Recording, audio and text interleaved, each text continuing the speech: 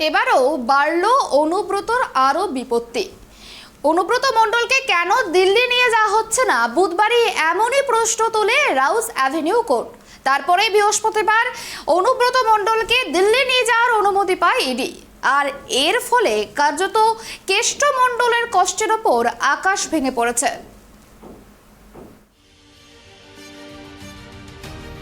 দিল্লি যাত্রা আটকাতে মরিয়া অনুব্রত মণ্ডল জোড়া হাইকোর্টে মামলা দায়ের করলেন। দিল্লি হাইকোর্টের পাশাপাশি কলকাতা হাইকোর্টেরও দ্বারস্থ হয়েছেন তিনি। শুক্রবার কলকাতা হাইকোর্টের বিচারপতি বিবেক চৌধুরীর দৃষ্টি আকর্ষণ করেন অনুব্রতর আইনজীবী। বৃহস্পতিবার আসানসোল সিবিআই আদালতের দেওয়ার নির্দেশকে চ্যালেঞ্জ করে এদিন আদালতে যান অনুব্রত। আজই বেলা ৩টায় মামলার শুনানি হওয়ার সম্ভাবনা রয়েছে। বৃহস্পতিবারই অনুব্রত মণ্ডলকে দিল্লি নিয়ে যাওয়ার জন্য ইডিকে সবুজ সংকেত দিয়েছে আসানসোলের বিশেষ সিবিআই আদালত। ইডিও সেই মতো প্রস্তুতি নিতে শুরু করেছে। পাল্টা অনুব্রত দিল্লি যাত্রা রুখতে মরিয়া। কলকাতা হাইকোর্টের পাশাপাশি দিল্লি হাইকোর্টেও মামলা করেছেন অনুব্রত মণ্ডল। দিল্লি হাইকোর্টে মামলা দায়ের করেন কেষ্টর আইনজীবী কপিল সিব্বল। প্রধান বিচারপতির বেঞ্চে মামলা দায়ের হয়েছে। জরুরি ভিত্তিতে আজই শুনানির আবেদন করেছেন সিব্বল। এর আগে কেষ্টর হয়ে কপিল সিব্বল একাধিক মামলা লড়েছেন। তবে তার এদিনের আবেদনে অত্যন্ত গুরুত্বপূর্ণ অংশ জরুরি ভিত্তিতে শুনানির আর্জি। এমনও শোনা যাচ্ছে শুক্রবারই অনুব্রত মণ্ডলকে দিল্লি নিয়ে যাবে ইডি। ইডির কাছ থেকে দিল্লির রাউস অ্যাভিনিউ আদালতের নির্দেশ পাওয়ার পরই বিশেষ সিবিআই আদালতে আবেদন করেছিল আসানসোল জেল কর্তৃপক্ষ। বৃহস্পতিবার তাতে সম্মতি দিয়েছেন বিচারক। সূত্রের খবর, ইতিমধ্যে আসানসোল সংশোধনাগারে পৌঁছে গেছে বিশেষ সিবিআই আদালতের রায়ের সেই কপি। অনুব্রতর দিল্লি যাত্রা নিয়ে সরব হয়েছেন মুখ্যমন্ত্রী মমতা বন্দ্যোপাধ্যায়। তিনি বলেন, কেন অনুব্রতকে দিল্লি নিয়ে যাওয়া হচ্ছে? কারণ পঞ্চায়েত ভোট আসছে, লোকসভা ভোট পর্যন্ত তারা অনেকেই গ্রেপ্তার করবে, এটাই তাদের অভ্যাস। উল্লেখ্য, গরু পাচার মামলায় গত 11ই আগস্ট অনুব্রত মণ্ডলকে গ্রেপ্তার করে সিবিআই। 17ই নভেম্বর আসানসোল জেলে গিয়ে তাকে প্রায় 5 ঘন্টা জিজ্ঞাসাবাদ করে ইডি। সেদিনই ইডি গ্রেপ্তার করে অনুব্রতকে। তদন্তে সহযোগিতা না করার অভিযোগে অনুব্রতকে দিল্লি নিয়ে গিয়ে জেরা করতে চায় ইডি। গত 19শে ডিসেম্বর দিল্লির রাউস অ্যাভিনিউ কোর্ট অনুব্রতর বিরুদ্ধে প্রোডাকশন ওয়ারেন্ট জারি করে। তারপরে অনেকদিন কেটে গেলেও আদালতে পেশ করা হয়নি অনুব্রতকে। এই পরিস্থিতিতে মঙ্গলবারই ইডির কাছে দিল্লির রাউস অ্যাভিনিউ আদালত জানতে চায়, প্রোডাকশন ওয়ারেন্ট ইস্যু করা সত্ত্বেও কেন অনুব্রতকে আদালতে পেশ করা হয়নি। তখন সেখানে ইডি জানায়, ওই প্রোডাকশন ওয়ারেন্টকে চ্যালেঞ্জ করে দিল্লি হাইকোর্টে আবেদন করেছেন অনুব্রত। কিন্তু তাতেও কোনো স্থগিতাদেশ দেয়নি দিল্লি হাইকোর্ট। তারপরেও কেন অনুব্রতকে হাজির করানো হয়নি তা 1 সপ্তাহের মধ্যে লিখিতভাবে জানানোর জন্য ইডিকে নির্দেশ দেয় রাউস অ্যাভিনিউ কোর্ট। তারপরে অনুব্রত দিল্লি যাত্রার অনুমতি চেয়ে বিশেষ সিবিআই আদালতে আবেদন করে সংশোধনাগার কর্তৃপক্ষ। সেই অনুমতি মিলেছে। ইডি সূত্রে খবর, অনুব্রতকে হেফাজতে নিয়ে জেরার আবেদন করবে তারা। অনুমতি মিললে দিল্লির ইডি দপ্তরে চলবে জেরা পর্ব।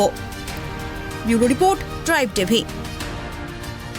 এ বিষয়ে নিয়ে আরো বিস্তারিত জানবো। আমাদের সঙ্গে সরাসরি জুড়ে গিয়েছে, লাইভে আমাদের সঙ্গে রয়েছে প্রতিনিধি আমাদের আকাশ খান। আকাশ, তোমার কাছে যেটা প্রথমে জানতে চাইবো, অনুব্রতর এই দিল্লি যাত্রা আটকাতে জোড়া হাইকোর্টে মামলা, এই বিষয়ে কি জানতে পারা যাচ্ছে?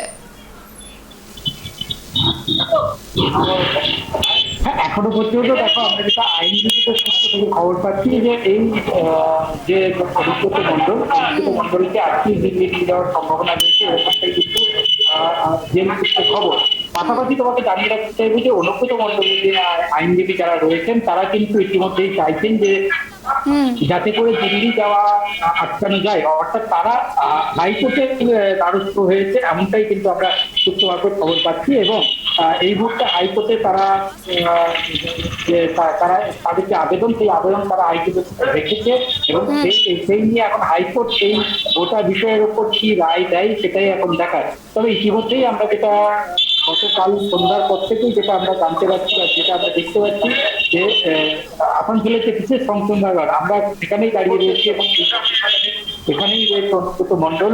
ইতিমধ্যেই তার যে আইনজীবীদের পক্ষ থেকে শুনানি কাজ, অর্থাৎ কোর্টের যে আবেদন, সেই আবেদনের কাজ ইতিমধ্যেই তারা চালু রেখেছে। এখন দেখার যে কি রায় দেয় আদালত। পাশাপাশি যাওয়ার যে সেটাই বা কতদূর হয়, অর্থাৎ প্রস্তুতি সম্পূর্ণ নেওয়া হয়েছে নিয়ে যাওয়ার জন্য। তবে আদালতের রায়ের উপর এখন নির্ভর করছে যে আদালত কি রায় দেয়, তার উপরেই কিছু নির্ভর করেন না। দেখো, যেমনটা জানা যাচ্ছে কিন্তু অনুব্রত মণ্ডলকে আজকেই দিল্লি নিয়ে যাওয়ার কথা ছিল। সেক্ষেত্রে আজ আদৌ অনুব্রত মণ্ডলকে দিল্লি নিয়ে যাওয়া হতে পারে, কিংবা এরকমও কিন্তু একটা আশঙ্কা থেকে যাচ্ছে যে আজ নাও নিয়ে যাওয়া হতে পারে অনুব্রত মণ্ডলকে দিল্লি, সে বিষয়ে কি জানা যাচ্ছে? মামলায় গত 11ই আগস্ট অনুব্রত দেখো, এখনো পর্যন্ত দিল্লি নিয়ে যাওয়ার জন্য যা যা আইনি পদ্ধতি সেইগুলো কিন্তু ইতিমধ্যেই নেওয়া হয়েছে, এবং পাশাপাশি অনুব্রত মণ্ডলের যারা আইনজীবী রয়েছেন তারাও কিন্তু পাল্টা হাইকোর্টের দ্বারস্থ হয়েছেন। অর্থাৎ তোমাকে বিষয়টা যদি জানিয়ে চাই, সেটা হচ্ছে দিল্লির যে কোর্ট, সেই কোর্ট একটি আসানসোলে যে সংস্থাগার, সেখান থেকে তাকে নিয়ে যাওয়ার জন্য একটি নির্দেশ জারি করে, এবং সেই নির্দেশের ভিত্তিতে আসানসোলে যে সিবিআই কোর্ট রয়েছে, সেই সিবিআই কোর্টের কাছে একটি অনুমতি চাই, সিবিআই কোর্টের কাছে কোর্টকে জানায়, এবং পুরো বিষয়টি জানার পর সিবিআই কোর্টের পক্ষ থেকে বলা হয় যদি অনুব্রত মণ্ডলকে দিল্লি নিয়ে যাওয়া হয় তাতে নিয়ে যাওয়া যেতে পারে, এবং তারপরেই দিল্লিতে নিয়ে যাওয়ার একটা প্রস্তুতি শুরু হয়েছিল। তবে ইতিমধ্যেই যেহেতু অনুব্রত মণ্ডলের যারা আইনজীবী রয়েছেন তারা কিন্তু হাইকোর্টে, অর্থাৎ আসানসোলের সিবিআই কোর্টের এই যে নির্দেশ, তারপরে হাইকোর্টে তারা মুভমেন্ট শুরু করেছে, এবং আমরা যেটা জানতে নজর পারছি থাকবে যে অনুব্রত মণ্ডলকে দিল্লি নিয়ে যাওয়া হতে পারে কিনা। হাল ছাড়ার পাত্র নয় কিন্তু এক কথায় বলা যেতে পারে অনুব্রত মণ্ডল, সেই কারণেই কিন্তু আবারও জোড়া হাইকোর্টে মামলা দায়ের করেছে। এখন সেদিকেই আমাদের নজর থাকবে যে অনুব্রত আদৌ দিল্লি যাত্রা রুখতে পারবে কিনা।